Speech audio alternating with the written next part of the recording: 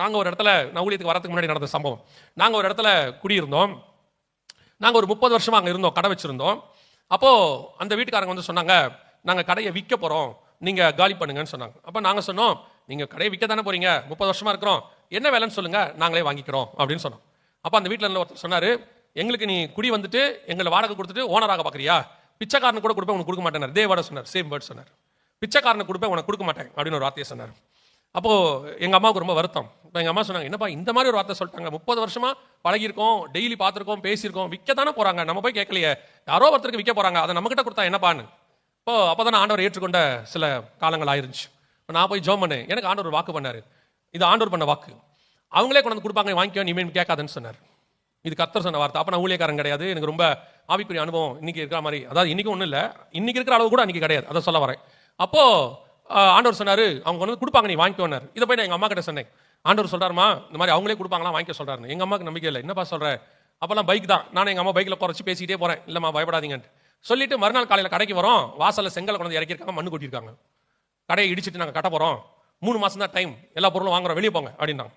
எங்கள் அம்மா கேட்டாங்க, என்னப்பா ஆண்டவர் கொடுப்பாருங்க, ஆண்டவர் சொன்னார் கொடுப்பேன்னு, அவ்வளோதான். 3 மாதத்தில் கட்ட போகிறோன்னு சொன்னாங்க, நாங்கள் 3 மாதத்தில் கடையும் பார்க்கல, ஒன்றும் பார்க்கல, இடிச்சிட்டு போட்டோம். ஆனால் சொன்னது கர்த்தர், அவ்வளோதான். கரெக்டாக 3 மாதம் ஆச்சு. பிச்சைக்காரனை கொடுத்தாலும் கொடுப்பேன்னு சொன்ன ஆள் செத்து போச்சு. வயசானவங்க தான், அவங்களுக்கு வயசாகி செத்துட்டாங்க. அவங்க செத்த உடனே அவங்களுக்கு 8 பசங்க. அந்த 8 பசங்களும் ஆளாளுக்கு வேறு தான் பிரிஞ்சுட்டாங்க. ஆளாளுக்கு ஒரு பக்கம் என்ன செஞ்சுட்டாங்க, பிரிஞ்சுட்டாங்க.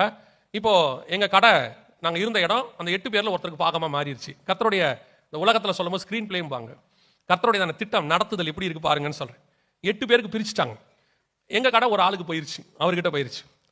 அவர் யாருன்னு கேட்டிங்கன்னா பயங்கரமான குடிகார். காலையில் கடைவாசலில் உட்காந்து 1960 உள்ள பாட்டை பாட ஆரம்பிப்பார். நல்ல நல்ல பாட்டாக பாடுவார். நம்ம வேறு அப்போ தான் ரட்சிக்கப்பட்டு வந்திருக்கோம், நம்மளை அறியாமலே பாட்டு வேறு நமக்கும் வரும் இல்லையா. அவர் பாடும்போது நம்ம அப்போ தானே வந்திருக்கோம், 2 பாட்டை பாடிட்டு அவர் போயிடுவார், நமக்கு அந்த நாள் ஃபுல்லாக பாட்டு வாயிலே இருக்கும். அது ஒரு பெரிய பிரச்சனை. நமக்கு சில ஆட்களுக்கு சில விஷயத்தை கேட்டால் அது என்ன செய்யும், மைண்டில் ஓடிட்டே இருக்கும் பாருங்க.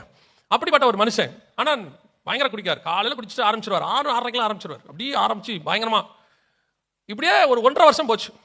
அப்புறம் ஒரு நாள் சர்ச்சில் போய் உட்காந்து நல்லா ஜோம் பண்ணிட்டு திரும்பி பார்க்குறேன், அந்த ஆள் உட்காந்துருக்காரு, பாட்டு பாடுறவர் என் பக்கத்தில் உட்காந்துருக்காரு.